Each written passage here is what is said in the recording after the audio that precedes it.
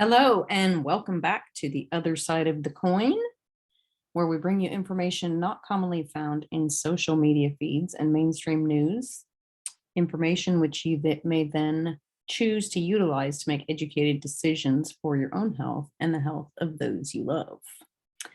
A little disclaimer here before we get started. I am not a medical doctor, so any information that I give is solely based on my experience and education and the experiences of my clients, and is not meant to be a replacement for professional medical advice. That being said, I know that there are many who do not have much faith in our current medical system, and my opinion is that when we take responsibility for our own health and utilize the many natural resources that are available to us, we can achieve the level of health and wellness that we desire. I am a certified essential oil specialist, a certified emotion code practitioner, and a quantum living advocate. I specialize in creating and revamping wellness plans for individuals who are seeking natural solutions to common health concerns. And this could be something as simple as allergies or insomnia, or it could be more serious issues like high blood pressure, diabetes, or even cancer.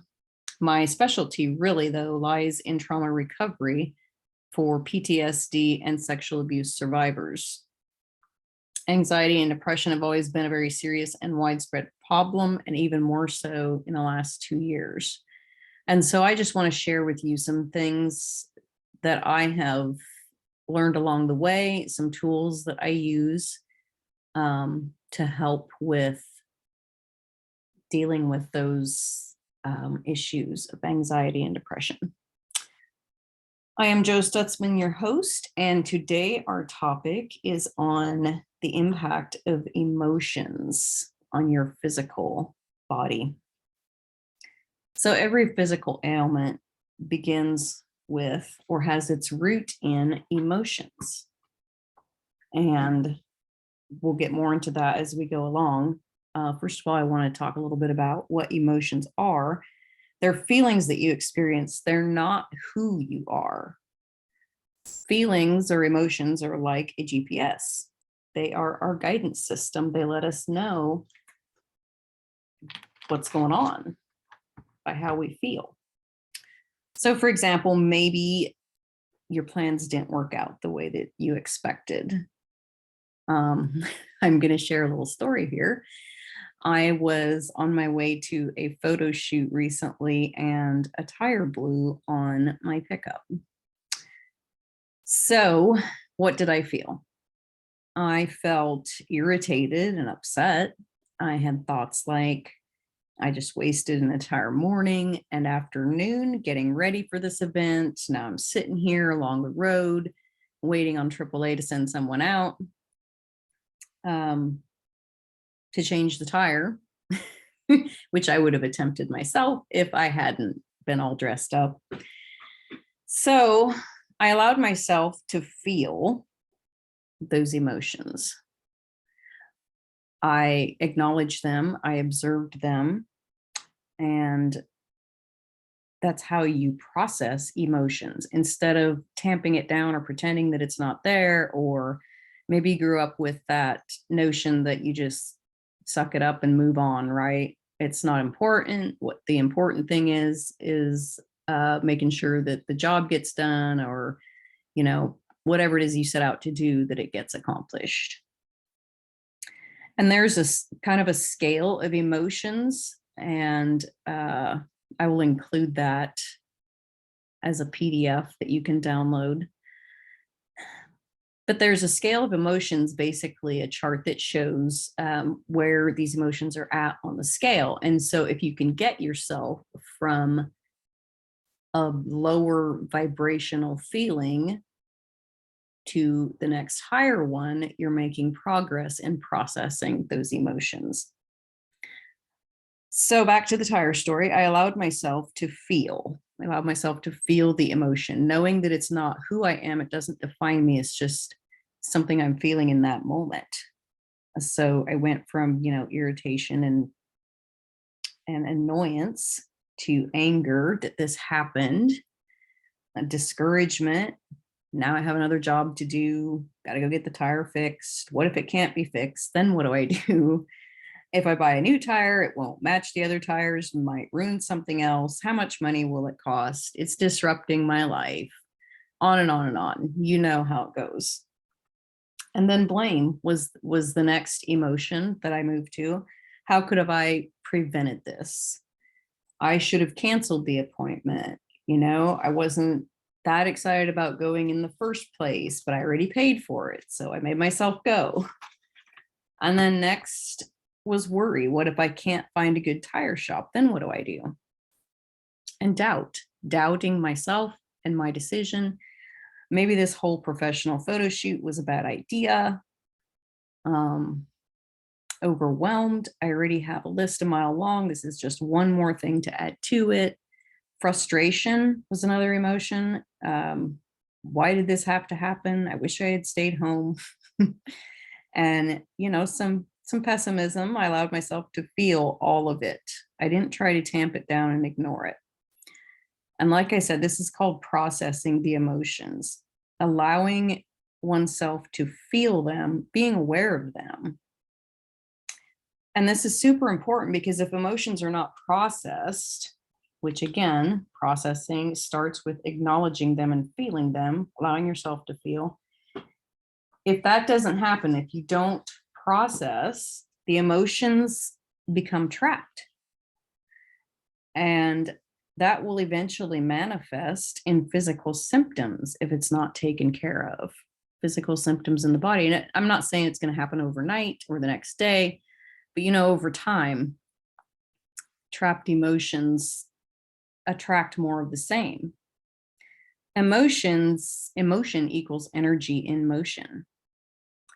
So if you think about, if you take a pop bottle, Mountain Dew or Coke or whatever, and you shake it up, what happens?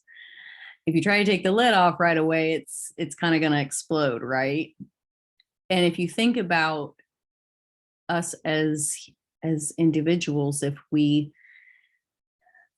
keep those emotions locked up inside of us for long enough, eventually something will explode. And whether that's that we explode in anger, or whether it's something happening or manifesting physically because of all these trapped emotions, eventually something's going to give. Have you ever heard the phrase, that which is like unto itself is drawn? In other words, that which you think in any moment, it attracts unto itself other thoughts that are like it. And so if you have an emotion that you don't process, it will attract more that are like it. So for example, anger. If you feel anger in a situation, but you ignore it and you just tamp it down and go on with life, something else will happen at a later date that causes you to feel anger again, but this time it might be a little bit more intense. And you're going to attract those situations that are going to cause you to feel anger, because everything is energy and like attracts like, right? So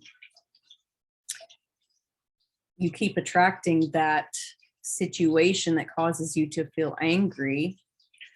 And one day there might be something very minuscule that happens and you just like fly off the handle and you're like, why did I get so angry about that?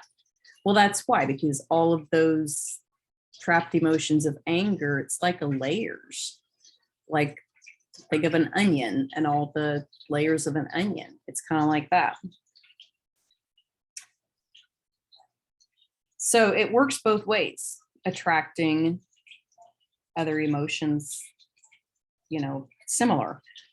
So for example, I was irritated and frustrated with the tire situation, and all I could think about were more negative possibilities.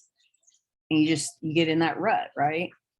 But this works the other way too. Once I had processed through those emotions, I had taken a break. I'll tell you a little bit more about that in a minute. I was able to discover some solutions. I was able to have some creative thoughts. that I wouldn't have been able to have if I hadn't processed through those emotions. I figured out that the tire wasn't ruined. In fact, the hole was not that big at all. I spoke with someone who reminded me of a great tire shop not too far from my house. And so now I have a plan. I have some resolution. But I wouldn't have been able to come up with those solutions if I hadn't given myself the space I needed to process. Which, by the way, the tire is fixed. It's fine. It was a simple fix, and it was a $10 fix. So yeah, it was all good. But if I hadn't been able to come up with those, I wouldn't have been able to come up with those solutions if I hadn't given myself that space that I needed to process. I likely would have reacted, made a decision based in fear. I have to resolve this now. And I might have ended up with a less than desirable experience, like unable to find a tire or had to pay a lot for one, which would lead to more frustration, and on the cycle goes. You get the picture. Okay, so what tools can be used to help process emotions? And I want to add here that emotions are not good or bad.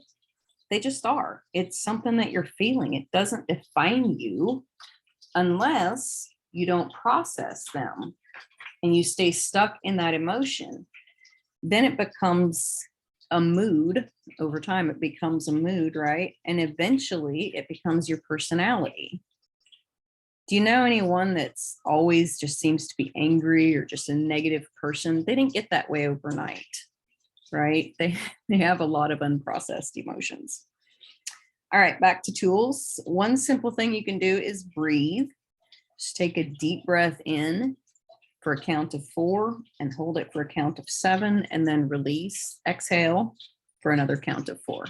If that seems like too much to remember, you can just take a deep breath in and hold it and then release it. But the deep breath in for a count of 4 and holding for a count of 7 and then exhaling for another count of 4, it resets the hypothalamus, which is the body's reset or balancing mechanism. And you can repeat that as often as necessary. I find that I need to do it more than once for myself. And what it does, it really helps you focus on your breath, which distracts you, takes your mind off of whatever those negative thoughts were. You got to get that oxygen back to the brain, because you're basically in fight or flight mode. And when you're in that fight or flight mode, the body literally shuts down. It doesn't shut down as in like other things don't function, but it takes the energy away from those normal functions and focuses on protecting you from that situation that has been deemed kind of an emergency situation. Another thing you can do is do something physical, like go for a walk or plant some flowers, get out in nature. Anything that engages the physical body helps disrupt the never-ending circuit of negative thoughts in the brain. Another tool that you can use, one of my favorites, is music, because again, you're distracting yourself from that thought. You're giving yourself something else to focus on. Also, music is one of the quickest and easiest things to do. I know that sometimes when we're in a situation where we're really upset, that it's hard to think about other things, right? I think we all listen to music, so that's a pretty quick and easy method of distraction. And then another one of my favorites is therapy through aroma, essential oils. Essential oils have the ability to influence emotions because our brain associates smells with memories. And when we inhale a scent that directly affects the brain, it has that calming effect, right? So use a grounding oil or oil blend on your wrists, over your heart, on the bottom of the feet. One of my favorites for helping to bring balance is Balance. It's a blend called Balance. Wood oils are super grounding. Cedarwood, sandalwood. If you think about how a tree grows and it's got the roots deep in the ground, super grounded, right? Citrus oils are uplifting for the mood. I call them happy oils, lemon or wild orange or lime. Any way that you can get, again, it's another physical thing that you can do that actually the oils are in your body, spread throughout the entire body in about 20 seconds. Another exercise that you can do is scribbling. Now, this might sound kind of funny. I thought it was quite interesting the first time I learned about this. It's a great exercise to let off a little steam. You know how sometimes you just feel so frustrated that you want to scream or hit something, but you don't because then it might break and you have something else to fix. So scribbling or journaling is a great way to relieve some of that pressure. There's a great video on YouTube called Scribbling by Ali Duzette, A-L-L-I-E, last name D-U-Z-E-T-T. And what you do is you take a sheet of paper, you write down what you're upset about, and you want to get as specific as possible. So don't just say, my kids make me mad, okay? Get specific. What exactly, did your daughter not take the trash out like she was told to?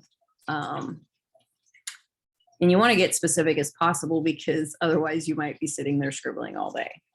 So you take a sheet of paper, you write down what you're upset about at the top, and you can use a colored pencil, a crayon, a pen, whatever you want to use, and just start scribbling.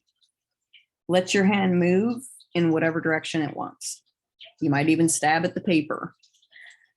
And then what you're doing is processing that emotion.